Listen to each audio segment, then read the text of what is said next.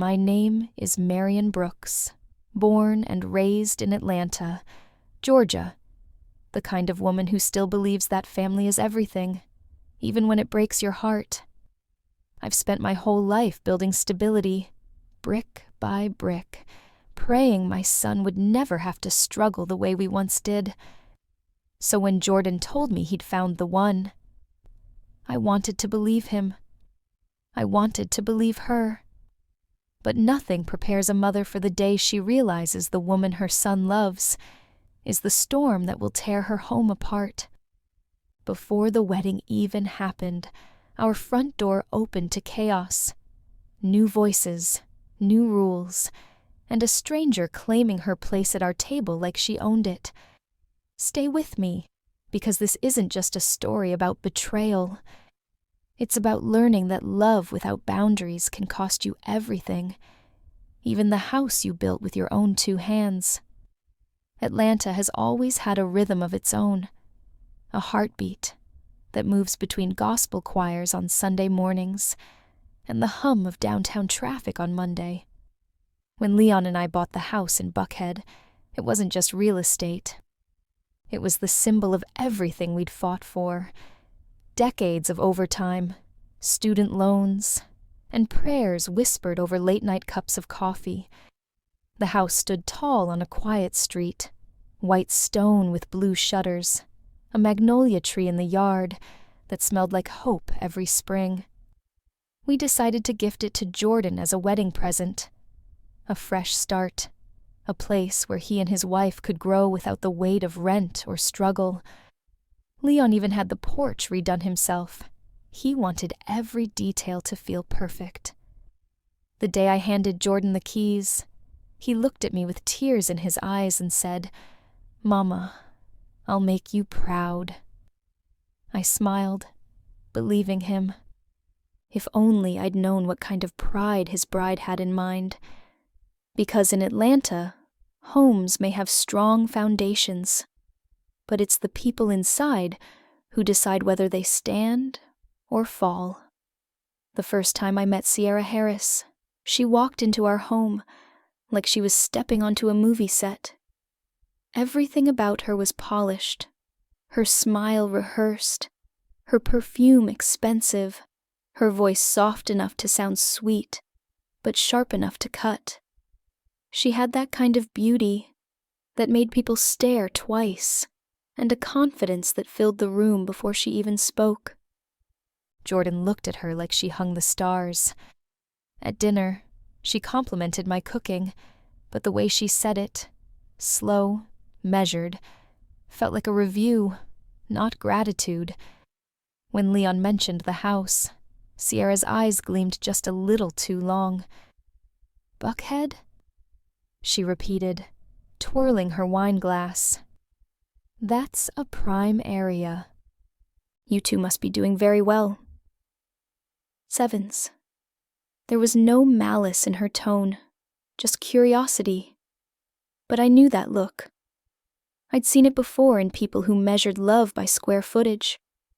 Later that night, when Jordan walked her to her car, Leon leaned close and said quietly, "She's beautiful, but she's not humble." I brushed it off then, telling him we had to trust our son's choice. But deep down, I couldn't shake the feeling that Sierra wasn't just marrying into our family. She was planning to move in, take over, and never look back. And God help me, I had no idea how right I was. I've learned that every story worth telling has a warning buried inside it. This one's mine. See, when you give too much, your trust, your home, your silence, you teach people how to take from you. I thought giving Jordan that house was a gift, a way to say, "You've made it further than we ever dreamed." But I didn't realize I was also handing over the stage where someone else would start rewriting our family's story. If you've ever looked at someone you love and felt that uneasy twist in your gut, that quiet voice saying something's not right, don't ignore it. I did. And by the time I finally listened, The damage was already creeping in, room by room. So stay with me. Because what happened inside that house in Buckhead wasn't just a family dispute. It was a lesson carved in heartbreak, that sometimes the people you welcome in with open arms are the very ones who'll test how strong your walls truly are. If you've ever planned a wedding, you know it can turn a calm family into a circus overnight. Jordan and Sierra's engagement was no different, except this time. The spotlight burned hotter, the smiles tighter. Atlanta in the spring was alive with color, dogwoods blooming, the air humming with new beginnings. I wanted so badly for ours to be one of them. Leon and I threw ourselves into the preparations. We found the best caterer on the west side, ordered white roses from Savannah, even hired a jazz trio because Jordan always said he wanted his first dance to sound like home. I spent nights ironing napkins, imagining laughter filling that Buckhead house. And Sierra, she had plans of her own. Bigger ones. She wanted marble countertops replaced with quartz, gold-trimmed mirrors instead of oak frames, and a little more luxury in the living room. "This house has potential," she said, smiling thinly. "Just needs a woman's touch." She wasn't wrong, just not that kind of woman. Jordan, blind with love, nodded at everything. "Whatever makes her happy, Mom. It's only decor." But decor turned into renovation, renovation into bills, and soon, Leon was shaking his head over the growing receipts. I kept quiet, hoping things would settle after the wedding. But deep down, I could feel it. That uneasy shift in the air before a storm. If you've ever ignored the first red flag because you wanted peace more than truth, you'll understand what came next.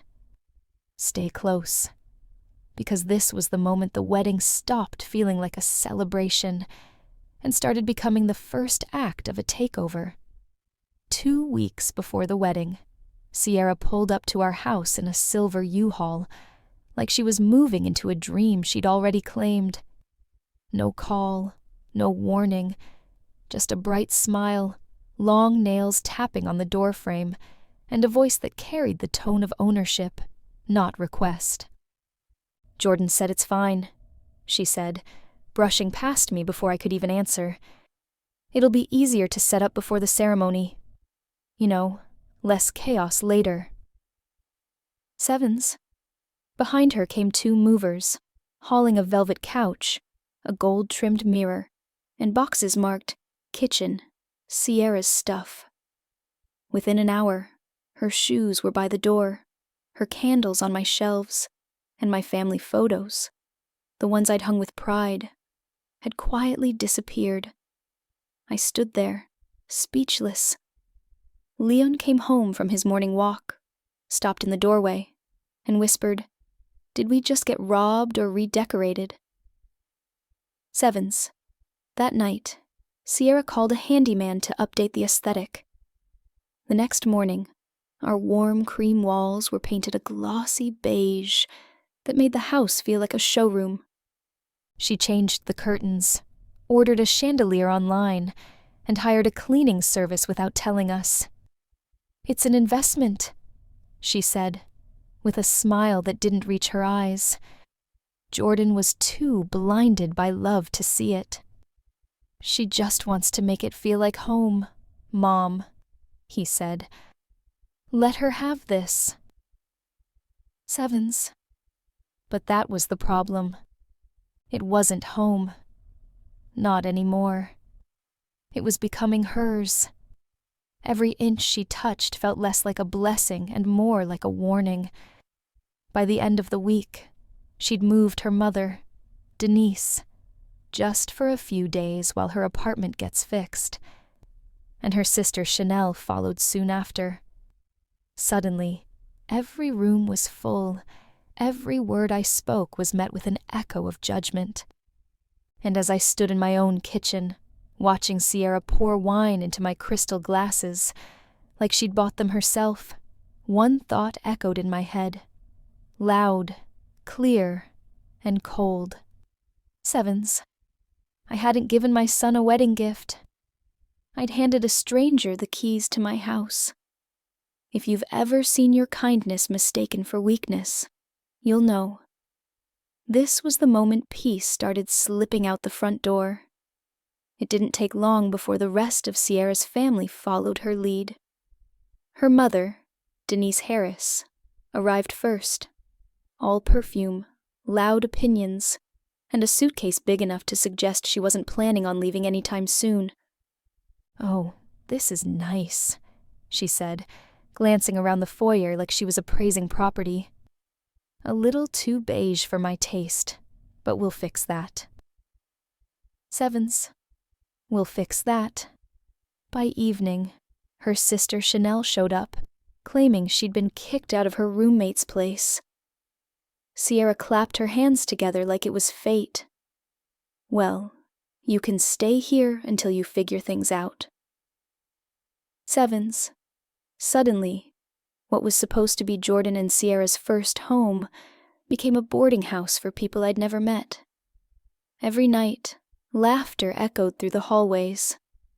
Not the kind that warms your heart, but the kind that tells you you're the punchline.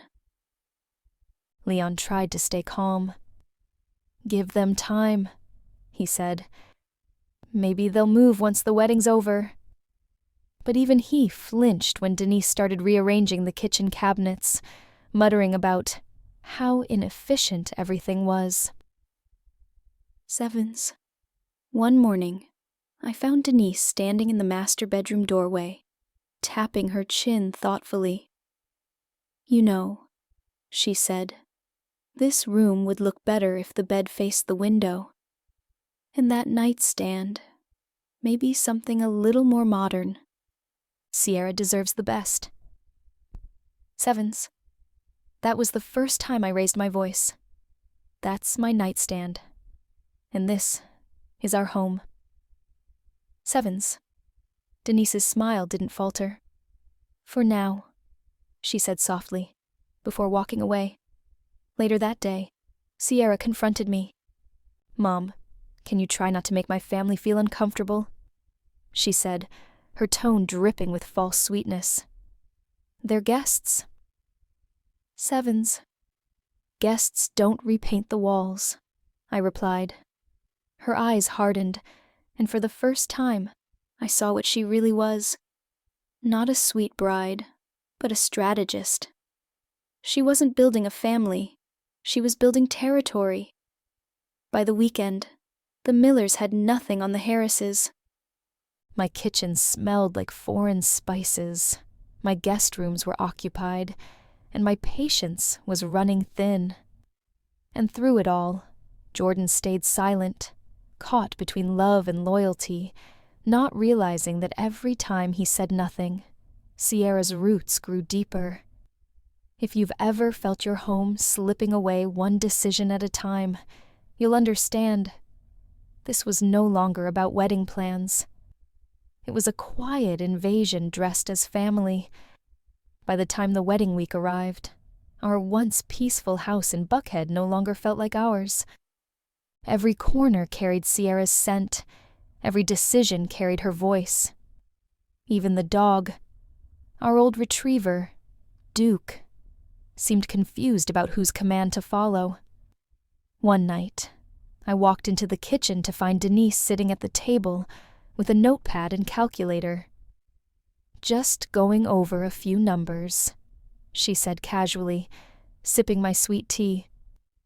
"Jordan told me you and Leon have some investments. We're thinking of moving a few things around. You know, for tax purposes." Sevens. My stomach dropped. "We?" I asked. She smiled. "Family money, honey. Once Sierra and Jordan are married, what's yours is theirs. That's how it works." Sevens. I stared at her, realizing she wasn't joking. It wasn't about decor or convenience. It was about control. These people weren't visiting. They were planning their stay. That weekend, I overheard Sierra talking on the phone, her tone low and slick. "Once the papers are in Jordan's name, we can refinance," she said. "Mama, this is our chance." Sevens. I stood frozen in the hallway, the weight of those words pressing on my chest. She didn't see me, didn't hear me, but I heard enough to understand. That night, when Leon came home, I told him everything. He didn't speak for a long while. Then, in a voice I hadn't heard from him in years, calm but cutting, he said, "Let's see how far she thinks she can go." Sevens. The next morning, we watched Sierra sweep into the living room, wearing a silk robe like a queen on her throne. "Good morning," she said sweetly. "Oh, by the way, I told the movers to come next week. We're having the master bed replaced. It's too small for our taste." Sevens. That was the moment I knew the storm had arrived. If you've ever stood in your own home and felt like a stranger, you'll understand. This wasn't about love anymore. It was about survival. And I was done staying silent. The wedding day shimmered like something out of a dream. All elegance, all performance. From the outside, it was perfect. White roses, golden ribbons, and a gospel choir that made even strangers tear up. Atlanta's skyline glowed through the stained glass windows, as if blessing the union. But deep down, I knew beauty often hides the cracks beneath. Sierra orchestrated every moment like a director staging her masterpiece. She'd chosen the venue, the menu, even the guest list, which conveniently excluded half of Jordan's relatives. "We're going for a refined atmosphere," she told me, smiling sweetly. "Too many people can make things crowded." Sevens. Crowded. That was how she described family. I tried to keep my peace, but when I saw my sister, Jordan's favorite aunt, turned away at the door because her dress didn't fit the theme, something inside me twisted. Leon squeezed my hand, silently begging me to stay calm. "Not here," he whispered. "Not today." Sevens. During the vows, Jordan looked radiant, nervous, in love. Sierra looked victorious. There was pride in her posture, but not the kind that comes from love, the kind that comes from winning. When the minister said, "You may kiss the bride," she leaned in first, as if claiming the moment before Jordan even realized it was his. At the reception, I tried again to bridge the gap. I approached her table, complimented the decor, and thanked her for making Jordan happy. She didn't look up. "Oh, Mrs. Brooks," she said lightly, scrolling through her phone. "You don't have to thank me. I'm just giving him direction. Men like him need it." Sevens. That word, need, cut deep, as if love were management, not devotion. When the toast came, Denise, her mother, rose, glass raised high.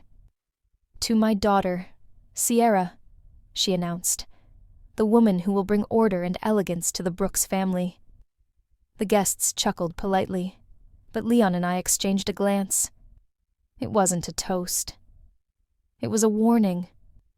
By the end of the night, as the music faded and the champagne glasses emptied, I stood on the edge of the dance floor watching my son laugh, unaware that the vows he'd just taken came with invisible strings. If you've ever watched someone you love walk straight into the arms of their own undoing, you know that kind of ache. It's the pain of loving someone enough to hope, even when every part of you already knows. The story has just begun to break. It didn't take long for Sierra's true colors to bleed through the silk and smiles.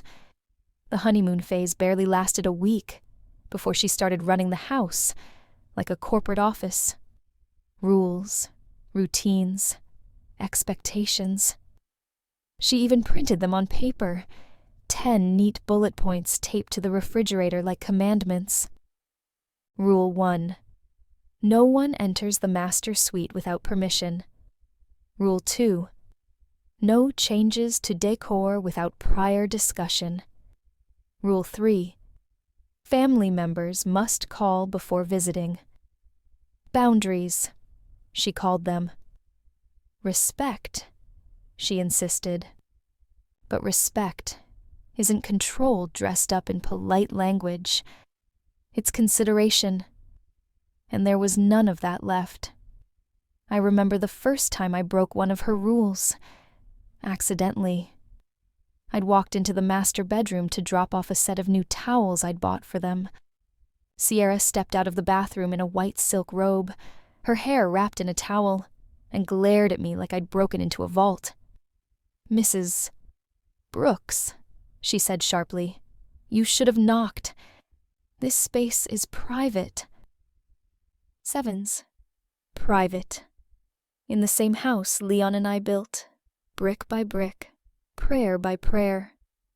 I apologized, quietly left, and for the first time in my life, felt like a stranger in my own home. It didn't stop there. A few days later, she fired the cleaning lady who'd worked for us for over 10 years, said she didn't fit the aesthetic. Then she called a contractor to remove the old family photo wall, replacing decades of memories with minimalist art pieces. "Less clutter," she said. "More class." Sevens. Leon tried to stay calm, but I saw his patience thinning. "She's trying to erase us," he muttered one night. "Piece by piece." Sevens. Jordan, caught in the middle, tried to soothe both sides. "Mom, she's just particular," he said. "She likes things a certain way." Sevens. "No," I told him. "She likes control." Sevens. He didn't answer, but the silence between us said enough. He wanted peace. The same kind of peace I'd once sacrificed to keep a marriage standing. I knew that look too well. One evening, while I was cooking dinner, Sierra came into the kitchen, heels clicking against the tile. "You don't have to cook," she said casually. "We've switched to meal delivery. Jordan's on a clean diet now." Sevens. I looked at her, perfectly composed, perfectly smug, and simply said, "That's a shame. He always loved my cooking." Sevens. She smiled without warmth. "People change." Sevens. That night, I didn't sleep. I sat in the dark living room, staring at the walls she'd redecorated, and wondered how something that began with love had turned into a quiet invasion. Every decision, every demand, every word from her mouth felt like a deliberate erasure, not just of tradition, but of belonging. If you've ever watched your home shift beneath your feet, you'll understand. Losing a house isn't about walls and roofs. It's about losing the heartbeat inside them. And Sierra was draining ours one rule at a time. It was around that time when the money started moving. Quietly, subtly, like a current beneath still water. Leon noticed first. He was going over the household statements one Sunday afternoon when his brow furrowed. "Did you authorize a wire transfer for $10,000 to a company called Lux Haven Interiors?" he asked. I shook my head. "Never heard of it." Sevens. He looked up, grim. "Then someone's spending from Jordan's joint account." Sevens. At first, I wanted to believe it was just a misunderstanding. But when I asked Jordan, he hesitated, just long enough to tell me everything I needed to know. Sierra said it was for house improvements, he murmured. She wants the place to reflect both of us. Sevens. Both of us. We'd built that house long before her name was even whispered. A few days later, I overheard Denise on the phone in the kitchen. "Don't worry, baby," she said to someone, her voice sugar-sweet. "Once the equity transfer clears, we can start on that spa in Decatur. This house is just step one." Sevens. I froze. The word equity hit like a gunshot. I stepped into the room, calm but firm. What equity transfer? Sevens. Denise's smile flickered. "Oh, Marian, you shouldn't eavesdrop. It's bad manners." Sevens. I leaned forward. "It's bad manners to steal, too." Sevens. Her face tightened, but she didn't back down. "You think your son's too good for my daughter? We're family now. You can't control everything forever." Sevens. Later that night, Leon and I sat at the dining table, our table, the one Sierra wanted to replace, and made a decision. We'd been quiet too long. We called our attorney the next morning, a family friend who'd known us for years. He looked over the property deeds, the accounts, and sighed. "You're right to be worried," he said. "She's trying to refinance the house in her husband's name alone." Sevens. I remember staring out the window that night, watching the magnolia tree sway in the wind. It had survived storms, years, and heat. But even it knew when to shed the dead branches. If you've ever realized too late that generosity can turn into a weapon, you'll understand what I felt. This wasn't about a house anymore. It was about legacy, and I was ready to defend mine. The breaking point came on a humid Friday evening. Atlanta summers have a way of thickening the air until even silence feels heavy, and that night, our house was suffocating with it. Sierra came home late from one of her business meetings, designer bag in hand, perfume cloud following her like a warning sign. She walked straight into the dining room, where Leon and I were waiting. The table was set, not for dinner, but for truth. "Sit down," Leon said calmly, though his eyes were fire. She gave a small, amused laugh. "Is this some kind of intervention?" Sevens. I slid a folder across the table. Bank statements, email printouts, property records. "Explain why you've been trying to refinance a house that isn't yours," I said. For a second, she froze. Then her smile returned, brittle and rehearsed. "Jordan and I are married now. Legally, it's ours.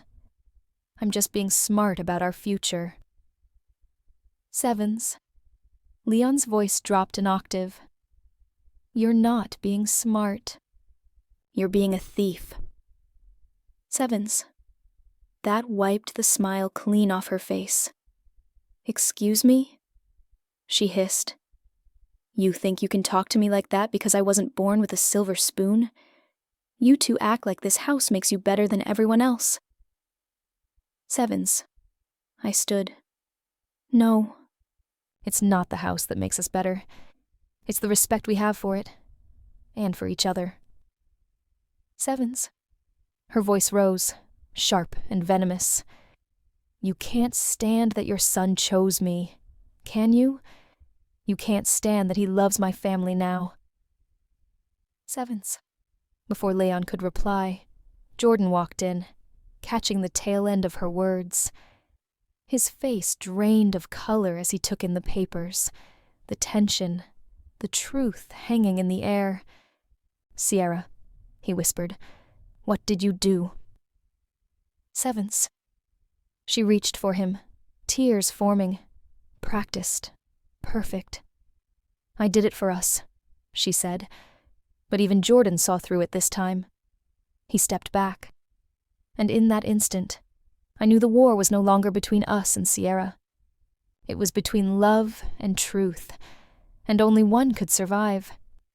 If you've ever stood in the wreckage of someone's lies, you know the sound it makes. Not a crash, but a quiet, final snap. The next morning, everything felt different. The house was too quiet. Not peaceful, but tense, like it was holding its breath. Jordan had spent the night at a friend's apartment, trying to clear his head. Sierra, however, was still there, walking around in her satin robe like nothing had happened.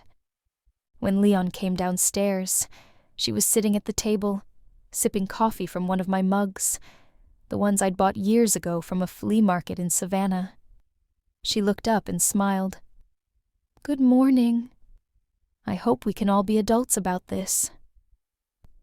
Sevens. Leon's jaw tightened. "Adults don't steal from family," he said flatly. She laughed, low and disbelieving. "Oh, please. You think I'm the villain because I refuse to stay small. I'm not like you people. I don't settle." Sevens, that word, you people, hit like a slap. I took a deep breath, steadying my voice. You walked into a home that wasn't yours, spent money that wasn't yours, and disrespected everyone who tried to welcome you. That's not ambition, Sierra. That's greed. Sevens. Her smile disappeared. "You think you can intimidate me because you've got money and a house in Buckhead? I built myself up from nothing. You can't scare me with your fancy talk and your lawyers." Sevens. Leon stepped closer, calm but commanding. "This isn't about scaring you. It's about stopping you." Sevens. He laid down a legal envelope, our attorney's letterhead crisp and clear. "Effective immediately," he said. "You're no longer authorized to make financial or property decisions on behalf of Jordan or this household. If you try, we'll take it to court." Sevens. Sierra's eyes flickered. Fear, then fury. "You wouldn't dare," she spat. Leon met her gaze. "Try me." Sevens. She slammed the mug down, coffee spilling across the table like a dark stain spreading through light. "You'll regret this," she hissed. But for the first time in months, I felt something shift. Not fear, but relief. If you've ever taken back the power you gave away too easily, you know the feeling. It's not loud. It's steady. It's the quiet start of taking your home and yourself back. The next few days turned into a storm, not with thunder, but with whispers. Sierra didn't back down. She fought back in the way she knew best, through manipulation and performance. By Monday morning, Atlanta's social media grapevine was buzzing. A post had gone viral on a local gossip page. "Wealthy Buckhead family humiliates daughter-in-law, calls her a gold digger for wanting a fair share." The photos were carefully chosen. Sierra, teary-eyed and radiant in the right lighting, standing outside our house like a woman wronged. The comments poured in fast. That poor girl. Classic rich in-laws trying to control everything. I didn't even need to guess who started it. At church that Sunday, a few people avoided eye contact. Others offered awkward smiles. Sierra had crafted her narrative perfectly. She was the victim, and we were the villains. Leon tried to shrug it off. "Let them talk," he said. But it wasn't just talk. 2 reporters showed up at the gate, asking for a statement. Sierra had fed them every lie she could, painting a picture of a controlling, elitist family who stole her dream. Sevens. I remember standing at the window, watching those cameras flash outside our home. The same home we built with pride and prayer, and feeling something inside me harden. That night, I logged onto social media for the first time in years. I posted one simple message. Sevens. Truth doesn't need to shout. It stands on its own. Sevens. Then, quietly, I gathered everything. Financial statements, texts, voice recordings, the receipts of every deceit Sierra had left behind. I wasn't going to trade insults. I was going to trade in facts. When you've been raised to fight with dignity, you learn the difference between arguing and proving. And I was done arguing. If you've ever watched someone twist your kindness into their performance, you know the urge to fight back. But the real revenge isn't shouting louder. It's letting the truth speak in a room full of lies. And soon, Sierra was about to hear it broadcast for the world to see. A week later, that truth finally found its stage. Leon and I attended a company mixer at Blue Peak Systems, where Jordan worked. Sierra was supposed to be there too. She loved a spotlight more than anything. And sure enough, she arrived in a designer dress that could have paid a month's mortgage, flashing smiles like nothing had happened. But this time, I wasn't there to play nice. Jordan's manager, Mr. Whitfield, approached Leon and me. "I've been hearing rumors," he said carefully. "Something about financial disputes?" His tone was polite, but behind his eyes was concern, not for Sierra, but for the company's image. Leon gave a short nod. "You'll hear the truth tonight." Sevens. When Sierra began chatting with a few executives, I quietly walked to the small presentation area, where a projector had been set up for employee highlights. I took the mic.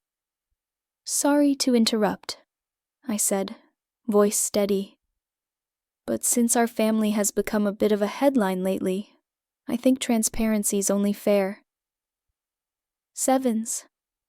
You could have heard a pin drop. I clicked the remote. Slide 1. A bank statement. $10,000 to Luxhaven Interiors. Slide 2. An email from Sierra to a loan officer, requesting a refinance authorization, pending husband's signature. Sevens. Slide 3. Screenshots of messages between her and Denise, bragging about getting the house locked in before the old folks notice. Sevens. Gasps rippled through the crowd. Sierra froze, her smile cracking like glass under heat. "Every accusation she's made against us," I said calmly, "was projection. We never tried to control her. We tried to stop her from stealing." Sevens. Sierra's face went pale. "You can't just..." Sevens. Leon's voice cut through. "We already did." Sevens.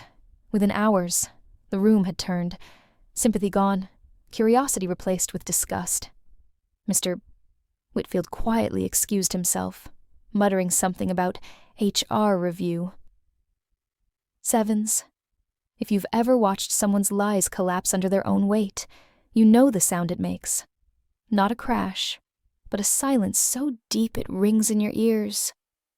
And in that silence, Sierra finally realized she hadn't just lost her power. She'd lost her audience. By the next morning, the fallout had spread faster than Atlanta traffic after a Falcons game. Blue Peak Systems placed Sierra on indefinite leave, pending investigation, and her so-called friends suddenly stopped tagging her in brunch photos. For a woman who lived for appearances, that silence must have felt louder than any courtroom verdict.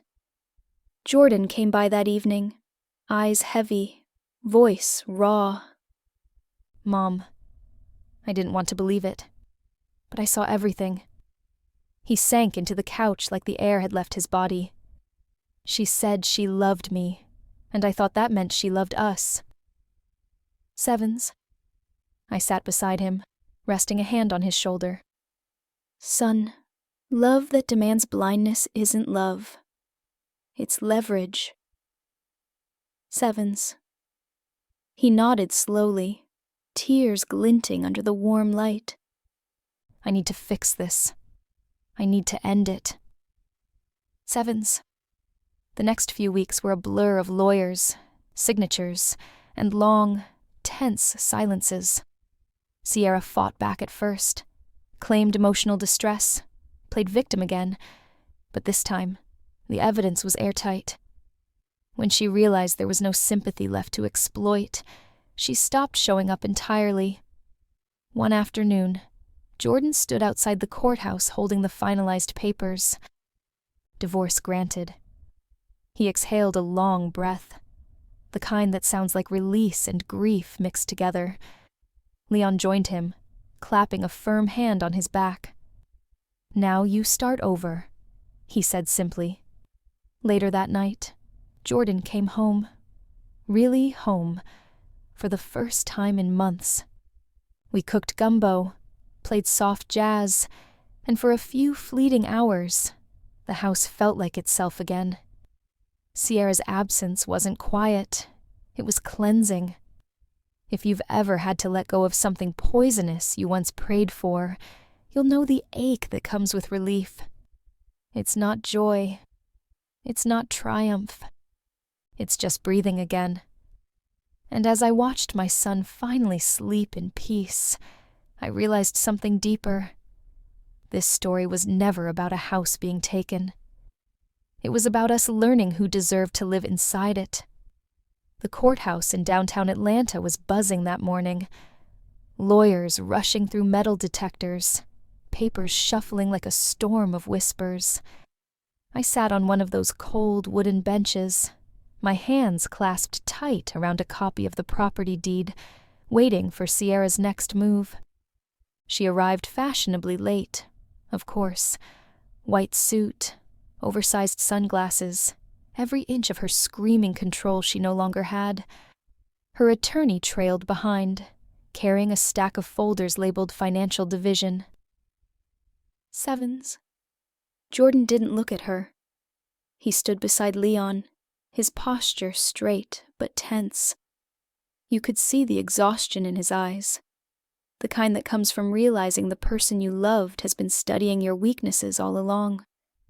Sierra's lawyer started first, claiming that she'd contributed emotionally and domestically to the household, and therefore deserved half of the property. I almost laughed. Emotionally. The only thing she'd contributed was chaos and credit card debt. When it was our attorney's turn, he rose slowly, deliberate as Sunday sermon. Your Honor, he said, this house was purchased by Leon and Marian Brooks long before this marriage. Every renovation, every dollar, every payment was made from their funds.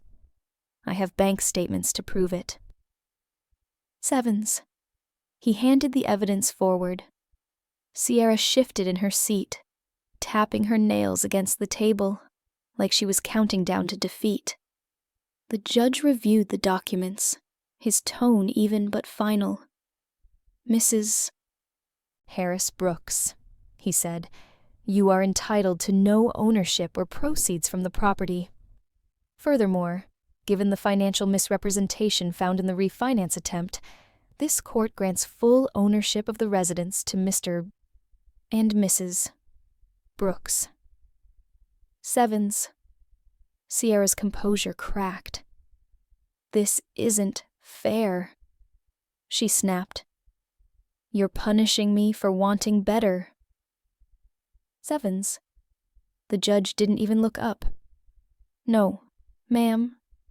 We're holding you accountable for taking what wasn't yours. Hust. Sevens. As the gavel came down, I felt something in my chest finally loosen. If you've ever fought to protect what you built from someone who mistook kindness for weakness, you know that victory doesn't always feel sweet. Sometimes it just feels right. And that morning in Atlanta, it finally did. The courtroom emptied slowly, but Sierra stayed behind, still trying to gather the pieces of her pride. I watched her whisper angrily to her lawyer, jabbing manicured fingers through the air, her voice too sharp to hide. Jordan stood quietly near the door, shoulders heavy, his wedding band still on his finger. But not for long. "Jordan," she called, voice trembling between rage and desperation. "You're really just going to walk away? After everything we've been through?" "Sevens." He turned, calm but distant. "What we've been through," he said softly, "was built on lies. You didn't love me, Sierra. You loved the life you thought I could give you." "Sevens." Her face twisted, the mask slipping. "You think your family's perfect? You think they didn't manipulate this whole thing to turn you against me?" "Sevens." Leon stepped forward before I could. "Nobody had to turn him against you," he said firmly.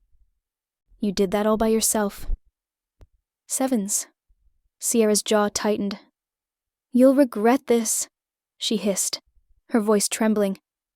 "When the next woman walks in, she'll see you for what you are. Soft. Weak. A man who lets his mama fight his battles." "Sevens." Jordan didn't flinch. He just looked at her, eyes clear for the first time in months. "Maybe," he said quietly, "but at least I'm not the kind of person who fights love like it's a competition." "Sevens." For a second, the whole room seemed to freeze. Just her, staring at the man she thought she could control, realizing he'd finally slipped free. Sierra ripped the divorce papers from her lawyer's hand, signed them with a flourish, and threw the pen onto the table. "Fine. You want to be free? Congratulations." "Sevens." Jordan took the papers, handed them to the clerk, and said the words I'd been waiting months to hear. "It's done." "Sevens." And just like that, it was.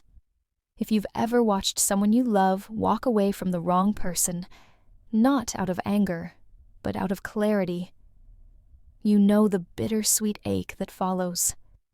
It's not about losing anymore. It's about reclaiming who you were before the storm. And for the first time in a long time, my son finally looked like himself again. After the divorce, Jordan didn't rush to rebuild.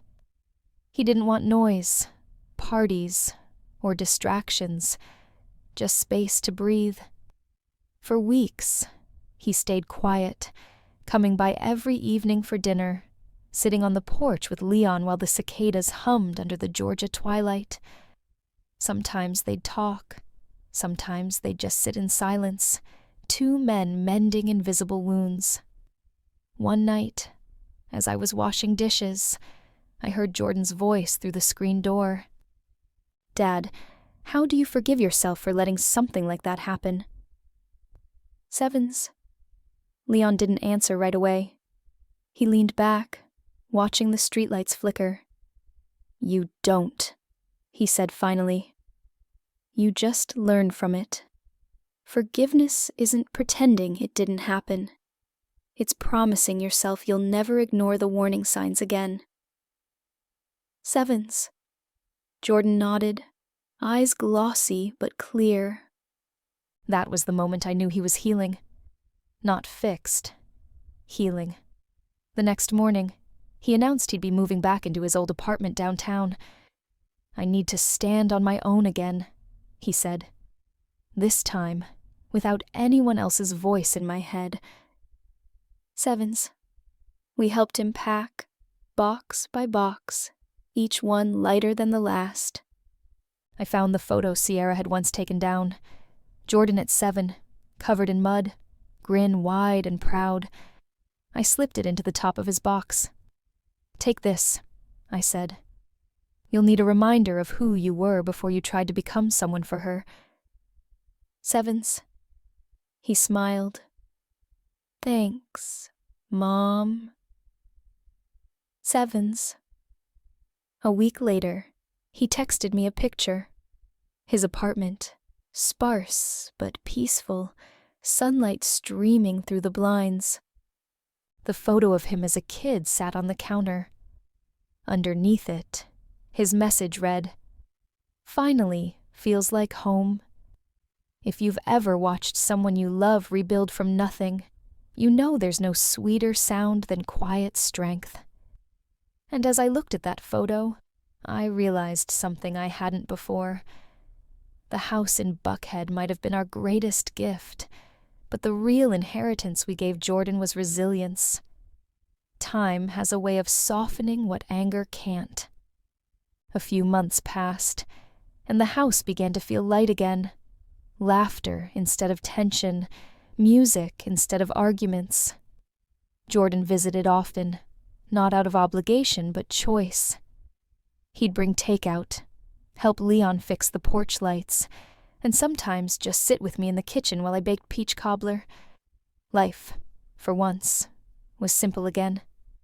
Then one Sunday, after church, he said, "Mom, there's someone I'd like you to meet."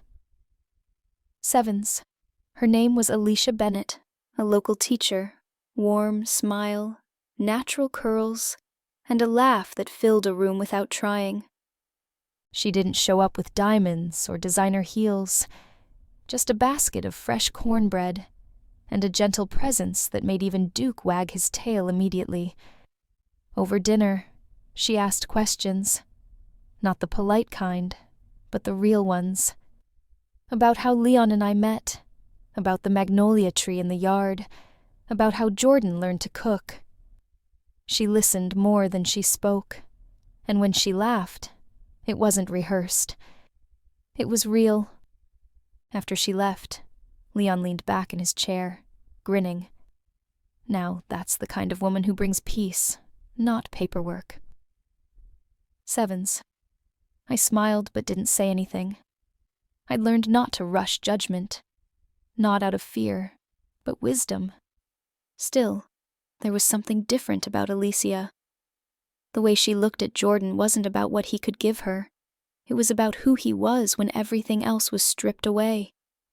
A few weeks later, Jordan told me they'd started volunteering at a youth center together. "Feels good to do something that's not about me," he said.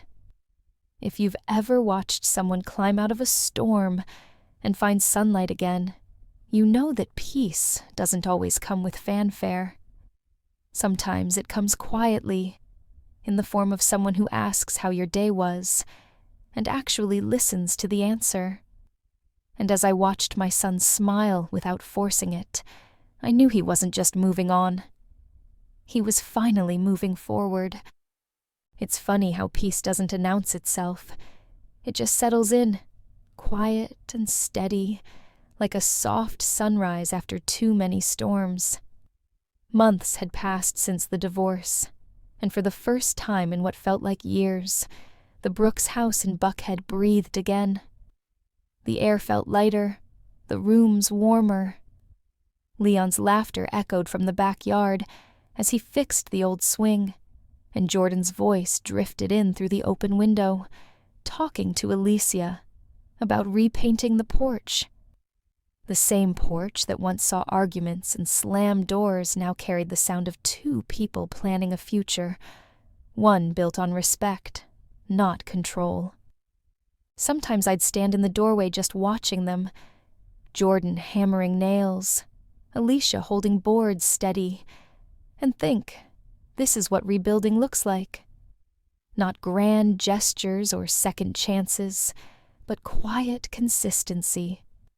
One afternoon, as the sun dipped low, Jordan came inside with paint on his hands and that same wide grin I hadn't seen since he was a kid. "Mom," he said, "I'm thinking of hosting a small dinner next week. for everyone who helped me through this. Sevens.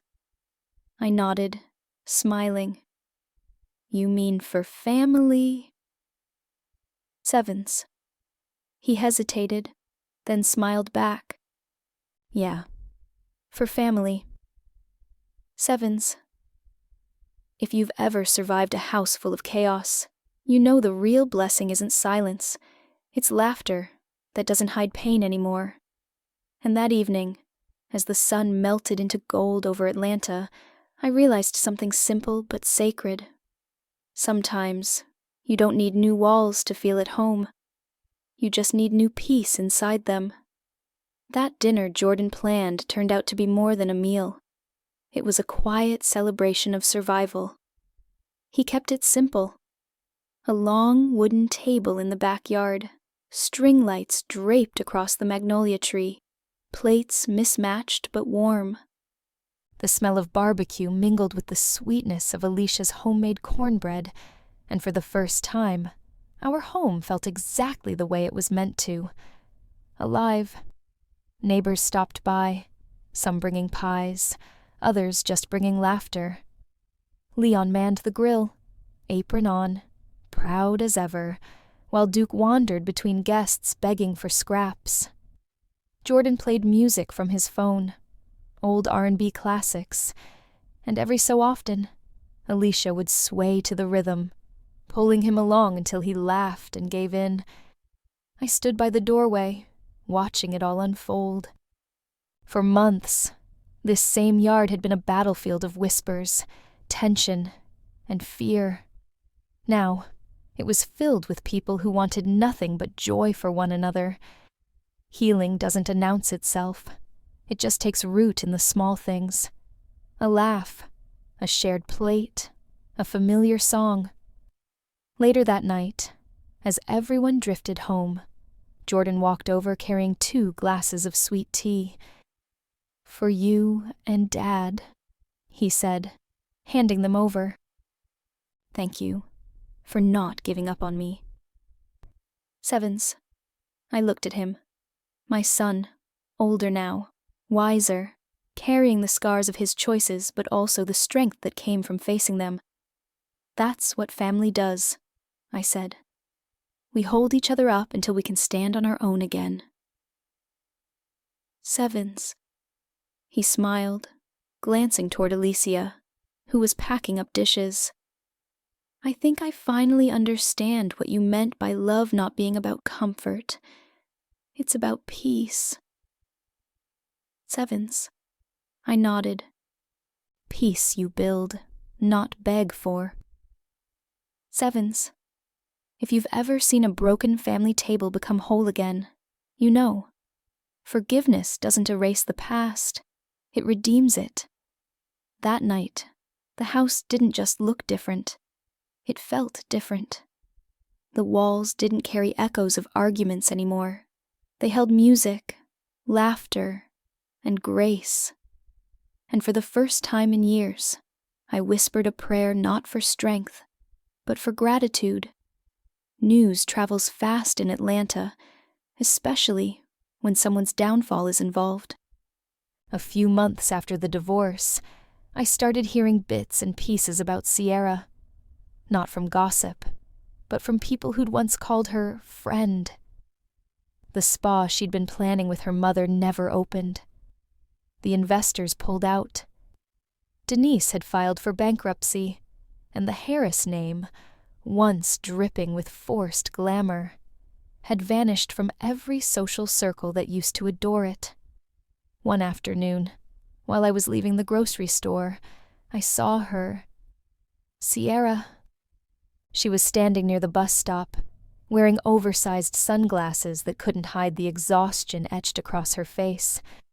Her once perfect manicure was chipped, her clothes plain and loose.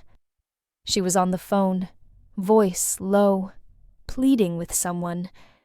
I didn't stop, but our eyes met for a brief second. For a moment, I saw the girl beneath the ambition. Scared, lost, human. Then she looked away first. When I got back to the car, Leon glanced over. You all right? Sevens? I nodded slowly. Yeah, just saw a ghost. That's all. Sevens? He didn't press, and I didn't add that part of me wanted to feel satisfaction. Some petty thrill of justice. But I didn't. What I felt was peace. The kind that comes from knowing life has a way of balancing itself out without your help. That night, I told Jordan about it. He just nodded. I don't hate her, he said quietly. I just hope she learns something from it. Sevens.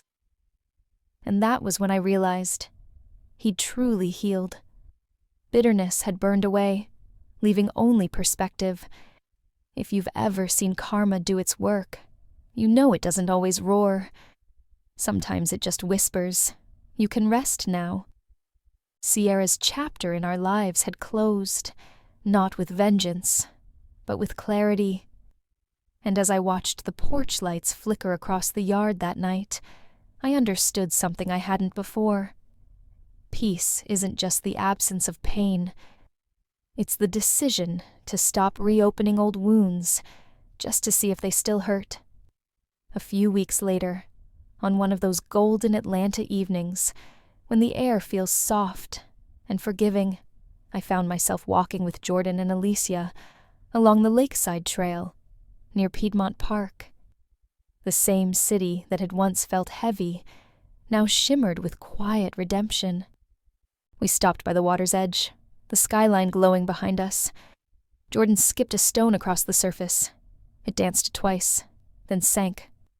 Funny, he said, how something can look so calm, but still holds so much underneath. Sevens. I smiled. That's life, baby. Still water doesn't mean nothing's moving. It just means it's deep. Sevens. He nodded, thoughtful. I used to think love meant saving someone, he said. Now I know it means protecting your peace, even if that means walking away. Sevens. Those words lingered with me. For all the chaos Sierra brought, she left behind one unexpected gift. Wisdom. Pain teaches, if you let it. And every scar my family carried had turned into something stronger than bitterness. Discernment. That night, after they dropped me off, I sat alone on the porch. The magnolia tree swayed gently in the evening breeze, its white petals catching the last bit of light. I thought about that house, the gift that started it all, and how it had gone from a battleground to a sanctuary once again. I realized then that life doesn't punish us for being kind.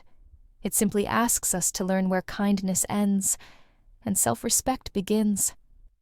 I had given too much, stayed silent too long, but in the end, I learned that saying no is just as sacred as saying I love you. So if you're listening to this, and you've ever been the one holding your tongue for the sake of peace, ask yourself, is your silence keeping the peace, or just protecting the problem? Because here's the truth I had to live to understand.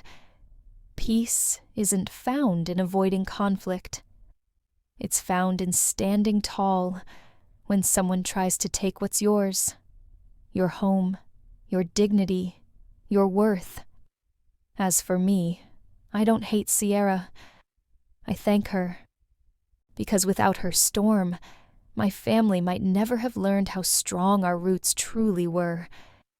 If this story made you feel something, if you've ever fought to protect your own peace, or found the courage to walk away from what broke you, I'd love to hear from you. Tell me in the comments, what's one boundary you learned the hard way to protect? And if you believe stories like this can help someone else find their strength again, hit like, subscribe, and share this story. Because somewhere out there, another family is still fighting to reclaim their home. And maybe, just maybe, this story will remind them that they can